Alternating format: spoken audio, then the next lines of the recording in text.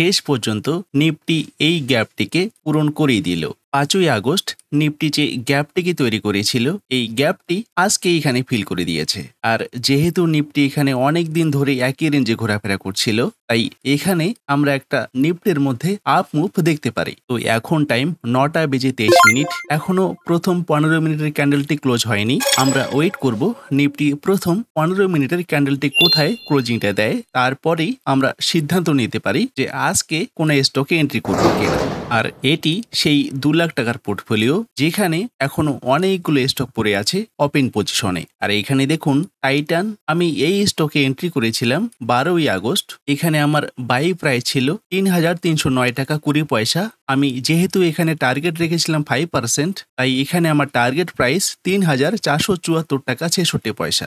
আর স্টকটি এখানে 3,504 টাকা 20 পয়সা হাই মেরে দিয়েছে। তার মানে আমার টার্গেট হিট। আর যেহেতু আমার টার্গেট হিট, সেহেতু আমি আজকেই এখান থেকে এক্সিট করব। কিন্তু তার আগে এই স্টকের একবার টেকনিক্যাল চার্ট দেখে নেব। এটি টাইটানের ডেইলি টাইম ফ্রেমের টেকনিক্যাল চার্ট। এখানে দেখুন স্টকটি 8 এবং 9 আগস্ট পর 2 দিন এখানে স্টকিস্টিক 20 লেভেলের নিচে দুটো লাইনে ক্লোজিং দিয়েছিল। আমি এই স্টকে এন্ট্রি করেছিলাম 12ই আগস্ট, মানে এই ক্যান্ডেলে। এখানে এন্ট্রি করার পর টার্গেট রেখেছিলাম 5%, কারণ আমি এই স্টকে এন্ট্রি করেছি ডেইলি টাইম ফ্রেমে। আর ডেইলি টাইম ফ্রেমে যদি আমরা কোনো একটা স্টকে এন্ট্রি করি, সেখানে সাধারণত টার্গেট রাখি 5%। আর এখান থেকে আজকে স্টকটি 5.52% চলে গেছে। তো 4 দিন হয়ে গেল, 4 দিনেই স্টকটি টার্গেট হিট। যেহেতু আমার এখানে টার্গেট হিট, সেহেতু আমি এখানেই এক্সিট। শুধু টাইটেনই নয়, এখানে দেখুন পিএফসি, যে স্টকে এন্ট্রি করেছিলাম 7ই আগস্ট। এখানে আমার বাই প্রাইস ছিল 485 টাকা 35 পয়সা। যেহেতু আমার এখানে টার্গেট 5%, সেহেতু আমার এখানে টার্গেট প্রাইস ছিল 509 টাকা 62 পয়সা। আর স্টকটি হাই মেরে দিয়েছে 510 টাকা 95 পয়সা। তার মানে আমার 5% টার্গেট হিট।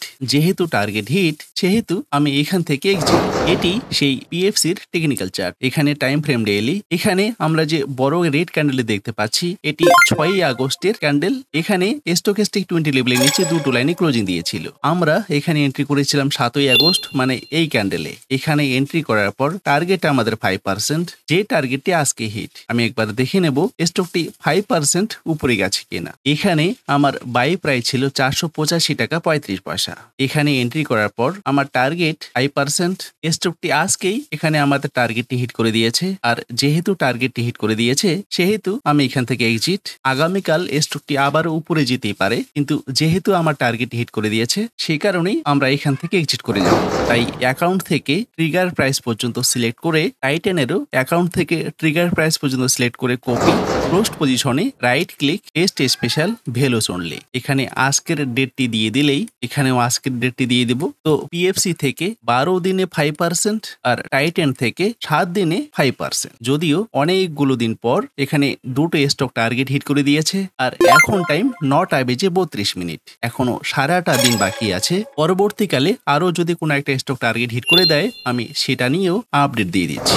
এখন টাইম 1:27। এখানে দেখুন অ্যাঞ্জেল ওয়ান, যে স্টকে আমি এন্ট্রি করেছিলাম 29শে জুলাই। এখানে আমি কিন্তু এন্ট্রি করেছিলাম উইকলি স্টকিস্টিক ট্রেডিং স্ট্র্যাটেজির মাধ্যমে। আর আমরা যদি কোনো একটা স্টকে উইকলি টাইম ফ্রেমে এন্ট্রি করি, সেখানে আমাদের টার্গেট অটোমেটিক্যালি হয়ে যায় 10%। যে স্টকে আমার এন্ট্রি প্রাইস ছিল 2,148 টাকা 40 পয়সা। আর এখানে আমাদের টার্গেট 10% হওয়ার কারণে আমাদের টার্গেট প্রাইস 2,363 টাকা 24 পয়সা। আমি একবার এই স্টকটির টেকনিক্যাল চার্ট দেখে নেব।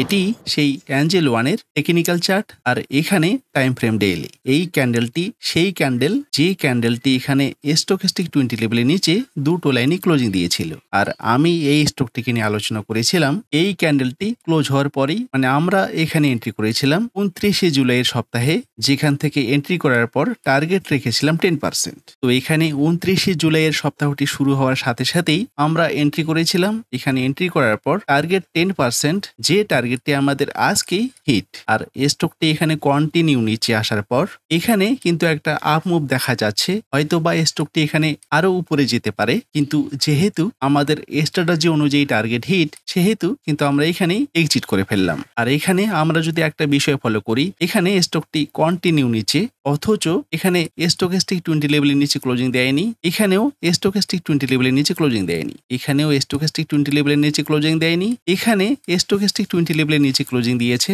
আর সেই কারণেই আমরা এই স্টকটিকে র্যাডারে রেখে ফলো করেছিলাম, যেই কারণে আমরা এখানে 10% প্রফিট জেনারেট করলাম মোটামুটি 4 সপ্তাহে।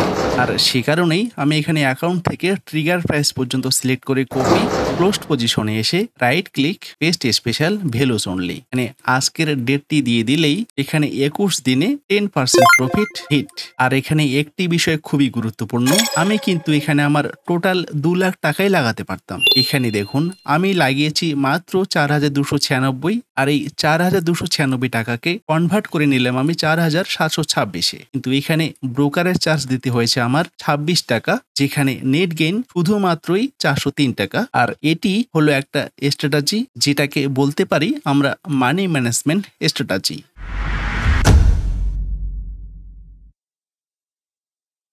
ফাইনালি নিফটি 24,636-এ ওপেন হয়ে ক্লোজিংটা দিয়েছে 24,572-এ। আর যেটা হওয়াটাই স্বাভাবিক ছিল। আমি গতকালকেই বলেছিলাম নিফটি যদি গ্যাপ আপ ওপেন হয় তো ক্লোজিংটা নিচেই দিতে পারে। আর যেহেতু এখানে একটা বড় গ্যাপ, তাই প্রথমত এই গ্যাপটিকে পূরণ করা খুবই জরুরি। দ্বিতীয়ত এখান থেকে বেরিয়ে গিয়ে আমরা নিফটির মধ্যে একটা মুভমেন্ট আশা করতে পারি। তো দেখা যাক, যেহেতু নিফটি গ্যাপটিকে পূরণ করে দিয়েছে, আগামীকাল থেকে নিফটির মধ্যে আমরা আপ মুভ নাকি ডাউন মুভ দেখতে পারি। তবে যেহেতু এই গ্যাপটিকে পূরণ করে দিয়েছে, সম্ভাবনা আছে নিফটির মধ্যে আমরা আপ মুভ দেখব। আজ 19শে আগস্ট, আজকেই টোটাল 3টি স্টক টার্গেট হিট করে দিয়েছে, দুটো 5% আর একটি 10%। কিন্তু এখনো অনেকগুলো স্টক ওপেন পজিশনে পড়ে আছে, যে স্টকগুলো এখনো টার্গেট হিট করেনি। আর সেই স্টকগুলো থেকে টার্গেট হিট না করা পর্যন্ত আমি যে এক্সিট করব না, সেই মাইন্ডসেটটি আমি আগেই তৈরি করে নিয়েছি। টার্গেট হিট করার আগে স্টকটি 20-30% নিচে যেতে পারে, সেটা মূল বিষয় নয়। আমি যে টার্গেটটি লাগিয়েছি সেই টার্গেটটি কতদিনে হিট করে সেটি মূল বিষয়। গতকাল আমি যে স্টকটিকে নিয়ে আলোচনা করেছিলাম এটি রিল্যাক্সো। এখানে এন্ট্রি করলাম আমি উইকলি টাইম ফ্রেমে, যেখানে টার্গেট আমার 10%, কিন্তু এই স্টকে আমি এন্ট্রি করেছি 16ই আগস্ট, যেখানে টার্গেট 5%। এটি ডেইলি টাইম ফ্রেম আর এটি উইকলি টাইম ফ্রেম। এখন আমরা দেখে নেব আগামীকাল কোন কোন স্টকগুলোকে র্যাডারে রেখে ফলো করতে পারি। তবে যে সমস্ত স্টক নিয়ে আলোচনা করব কোনোটি রিকমেন্ডেশন নয়। আপনি যদি এই সমস্ত স্টকে ট্রেড করেন অবশ্যই নিজস্ব অ্যানালাইসে ট্রেড করবেন। প্রথমেই আমরা যে স্টকটির টেকনিক্যাল চার্ট দেখব, এটি BISF এর টেকনিক্যাল চার্ট। এখানে টাইম ফ্রেম ডেইলি, স্টকটি এই লেভেলটিকে ব্রেক করে দিয়ে আবারও ঠিক এই লেভেলে এসে দাঁড়িয়ে আছে। আর এখানে স্টকেস্টিক 20 লেভেলের নিচে দুটো লাইনে ক্লোজিং দিয়েছে। আমরা সাধারণত যে স্ট্র্যাটেজিতে ট্রেড করে থাকি সেই স্ট্র্যাটেজির প্যারামিটারটি ম্যাচ করে দিয়েছে, আর যে কারণে এই স্টকটিকে র্যাডারে রেখে ফলো করব। আগামীকাল স্টকটি যদি খুব একটা গ্যাপ আপ ওপেন না হয় তো আমরা এই স্টকে এন্ট্রি করতে পারি। তবে এন্ট্রি করার আগেই মানি ম্যানেজমেন্টের বিষয়টি ফলো করা খুবই জরুরি, কারণ এখানে এন্ট্রি করা মাত্র স্টকটি সোজা গিয়ে টার্গেট হিট করে দেবে এরকম কোনো ব্যাপার নেই। এখানে এন্ট্রি করার পর স্টকটি 20-30-50% পর্যন্ত নিচে যেতে পারে। নিচে গেলেও যাতে আমরা এখানে টিকে থাকতে পারি সে কারণেই মানি ম্যানেজমেন্টটুকু করে নেওয়া। আর আমরা যদি সঠিকভাবে মানি ম্যানেজমেন্টটুকু করে নিতে পারি তো টার্গেট হিট না করা পর্যন্ত আমাদের এখানে টিকে থাকতে কোনো অসুবিধা হওয়ার কথা নয়। তাই মানি ম্যানেজমেন্টের বিষয়টি খুবই জরুরি। তবে এখানে এন্ট্রি করার পর স্টকটি যদি নিচে চলে আসে, 5% নিচে আসলে আমরা এখানে অ্যাভারেজ করব, কিন্তু তারপরেও যদি নিচে আসে এখানে কোনো রকম অ্যাভারেজ করব না। এই দুটো টার্গেট যেদিনই হিট সেদিনই এক্সিট। নেক্সট যে স্টকটি আছে এটি MSTC Ltdর টেকনিক্যাল চার্ট। এখানে আমরা অনেকগুলো লেভেল দেখতে পাচ্ছি। এখান থেকে খুব সহজেই টার্গেট হিট করে দিয়েছিল, কিন্তু এখানে আমরা এন্ট্রি করার সুযোগটি পাইনি, কারণ এখানে স্টকটি অনেকটা গ্যাপ আপ ওপেন হয়েছিল, যে কারণে এই এন্ট্রি লেভেলটি ইনভ্যালিড। এখান থেকে তো খুব সহজেই টার্গেট হিট করে দিয়েছে। আমরা দেখে নেব এখান থেকে আমাদের টার্গেটটি হিট করেছে কিনা। এখানে আমরা এন্ট্রি করেছিলাম 5ই আগস্ট 2024। এখানে এন্ট্রি করার পর আমরা টার্গেট রেখেছিলাম 5%, যে টার্গেটটি এখানে 4 দিনেই হিট। আর টার্গেট হিট করার পর স্টকটি সোজা নিচে, আর আবারও আমাদের স্ট্র্যাটেজি অনুযায়ী স্টকটি দাঁড়িয়ে আছে, যেখান থেকে আমরা 5% টার্গেট রাখতেই পারি। তবে প্রিভিয়াস লেভেলগুলোর মতোই টার্গেট হিট করে দেবে এখানেও এরকম কোনো গ্যারান্টি নেই। এখানে যেরকম করে স্টকটি গ্যাপ আপ ওপেন হয়েছিল, যদি এখানেও আগামীকাল স্টকটি গ্যাপ আপ ওপেন হয়ে যায়, তো এখানে এন্ট্রি করা থেকে অ্যাভয়েড করব। লাইভ মার্কেটের সিচুয়েশন বুঝেই আমরা সিদ্ধান্ত নেব যে এই স্টকে এন্ট্রি করব কিনা।